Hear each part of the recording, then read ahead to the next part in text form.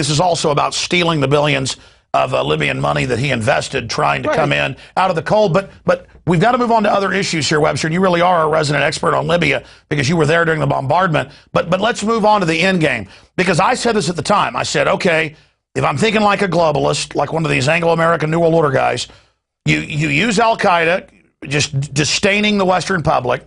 You use Al-Qaeda to overthrow, to get in control. There's still rebel forces now, that will fight back against that takeover by the West with their jihadi frontmen out of Saudi Arabia and other areas. Then you start exporting terror out of Libya to Europe and the United States, using that to take liberties and freedoms, and just use the media to ignore the fact that you put them in power. But I expected that it would take a year or two, that they would at least think that people would have a memory, so they would wait some. They're not even waiting. They're already saying, give your rights up, checkpoints everywhere. Al-Qaeda took Libya, and then that's an excuse to bring troops and NATO into Libya to fight the people they, quote, put in, but they don't actually even fight them. It's just like this mock fake chess piece they put on the board and say, we can invade anywhere we say. I mean, I know I'm ranting. It's just so absurd. The Anglo-Americans, though, I think are in trouble on a number of fronts. If the question of the Palestinian state comes before the United Nations Security Council, and if Obama vetoes it, that will basically put an end to this entire idiotic wave of color revolutions and CIA people power coups. The so-called Arab Spring will turn into the Arab Winter in that moment. And it's very likely that as a result of that, Saudi Arabia will finally come to the parting of the ways with the United States, which is what Prince Turkey threatened in a very important op-ed in the Washington Post at the beginning of the summer. Speaking of Turkey, not just Saudi Arabia, but not just Prince Turkey, Turkey, as you know, is moving away. And it was, Israel, again, yes. You 2 years ago, or 3, said that Saudi Arabia was quietly trying to work with Russia and Pakistan. Now that's been confirmed. So those rifts are there. So the Saudis are, I think, coming to the parting of the ways with the U.S. The color revolution, the destabilization of Syria using death squads and commandos from the Muslim Brotherhood, I think that's failing. I think the Syrian army has basically quelled them. And then you look at Pakistan. Notice the big date is the 6th of September. Don't forget that date. The 6th of September is when General Petraeus moved from the Pentagon to the CIA. And what happened then? Within 2 or 3 days, we had that alert. On the 9/11 weekend, there was credible evidence of terrorism. Oh, my God. And then Petraeus is the guy who delivered the threat to Pakistan. It was Petraeus who met with the head of the ISI last week and said, we're blaming you for the Haqqani network. We're blaming you for the attacks on the U.S. Embassy and various assassinations in Kabul, Afghanistan. I think you're getting an increased push towards aggression as well as towards totalitarianism on the home front. And it's got General Petraeus's name on it. And let me just take this a little further. You look at the question of the Republican primaries. The constant drumbeat from the media is that no Republican candidate can win the election. That's right. We need a savior. There's got to be somebody. Savior. Where is the man on the white horse? Please, Governor Christie, Jabba, save us. We had Bachmann. So Bachmann has a boom and then a bust. Perry has a boom and then a bust. If it's Christie, he'll have a boom and a bust. What's the choreography behind all that? I think it plays into the hands of Petraeus. I agree, and I've had insiders trying to influence me to support Petraeus. We quietly, a few months ago, talked on air about this, and so definitely the system is finagling to test the waters for fainting Petraeus. And this, yes, exactly. Like Julius Caesar, he seems to have the falling sickness, right? If you look in Shakespeare. But with Petraeus, it's that somehow he's lurking in the background. He's not going to go and slog through the snows of New Hampshire. He's not going to go glad-handing people at Rotary meetings in Iowa. He doesn't want to do that. He wants to come in as the man on horseback, uniting the Pentagon and the CIA, using the Republican Party, but really floating above it, because... And we notice the social engineers always repeat the same plays. This is just like the Bushes and Brown Brother Harriman and others coming to Smedley Butler, the 2-time Congressional Medal of Honor winner, the guy is set to be the Marine Corps commandant, and saying, we want to make you dictator. We'll run you in a sham election. We want you to lead 500,000 men. And he wasn't a fascist, but he played along with it long enough to expose them. And that's all part of history. And the McCormick-Dickstein Committee, as you know, brought all that out, Dr. Tarpley. And I do see a replay of this. And then all this fake right-wing talk on Fox and stuff about, ooh, there might be a military coup. I'm seeing that floated. They'll fix this, Obama. So very, very dangerous situation we see. And folks, don't think this won't happen. When countries and the world especially go into depressions, the move by the oligarchs, the finance oligarchs, is always to try to put strong military men in control. Webster, as a doctor of history, briefly explain why that's the case. Well, if you look at the 1930s, we have this pattern, right, which goes from world economic depression from 1929 to 1933. Then you get, in 1933, the Hitler regime, which is only one of a whole series of fascist governments. It started in Italy in 1922. The crisis hit them first. But as you go on later, basically most of the governments in continental Europe, especially Eastern continental Europe, become fascist in some way or other, be it Romania or Hungary or Poland or whatever it is. That's the first step, right? So depression comes first, then a dictatorship, right, as emergency rule.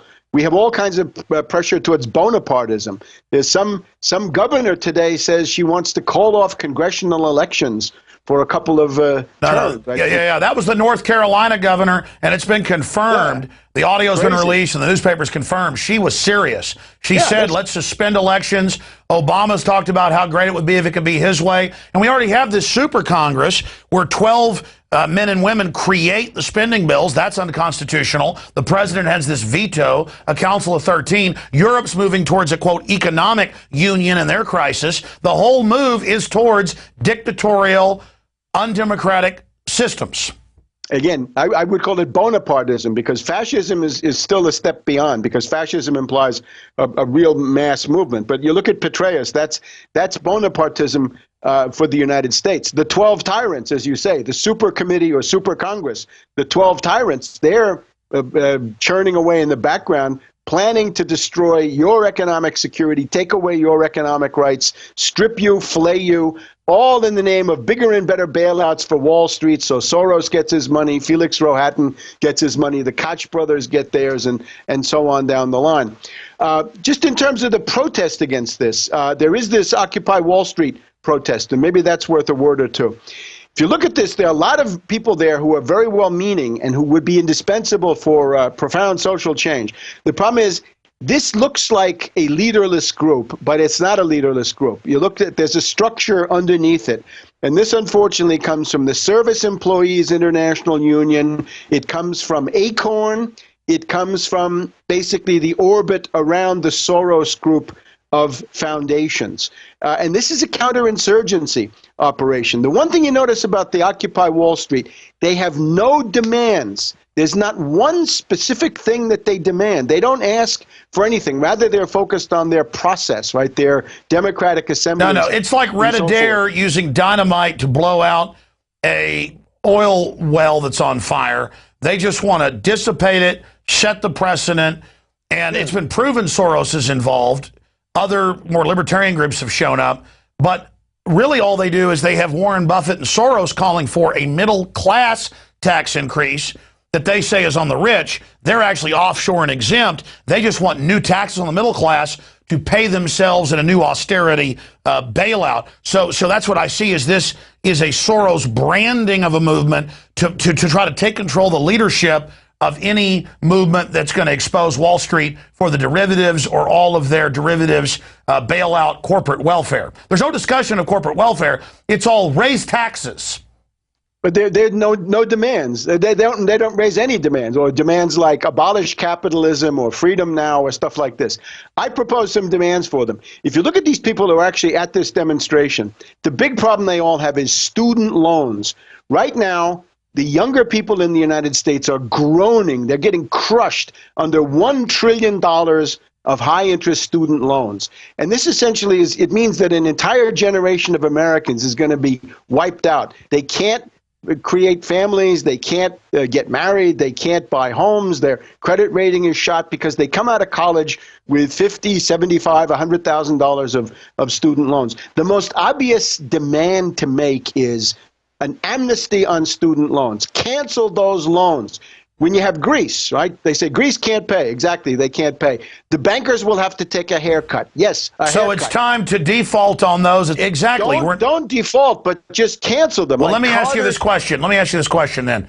What is the point then of the Sorosian groups undoubtedly orchestrating this? And again, I'm not saying everybody there. It's a diverse group, but overall, certainly the media is giving voice to the people there, and they're not really. I mean, I've been watching them. Their main demand is tax middle-class people and pay it to Warren Buffett and George Soros and bailouts. Yeah, they again, if that, because generally it's this crazy. No, I've been watching it, Webster. That's what they're saying. Yeah, I mean, I look too. Look, watch the mainstream media. It's George Soros every day saying, I'm exempt from taxes. Raise my taxes. Well, he's exempt because he helped write the loopholes to be offshore. I'm all for getting rid of that. The point is, the plan they push is an Obama tax increase, which we all know you put taxes on right now, the general public, it'll stall the economy further.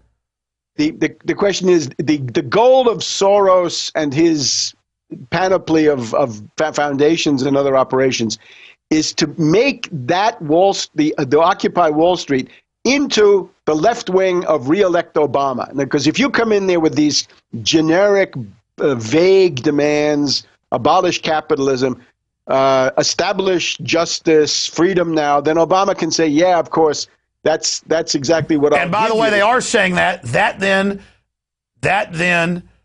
basically, really, in my view, discredits an anti-corrupt Wall Street movement by making it communistic in the general public's eye. That's like in the 60s, they'd have FBI operatives dress up like hippies and break out windows and spit on troops.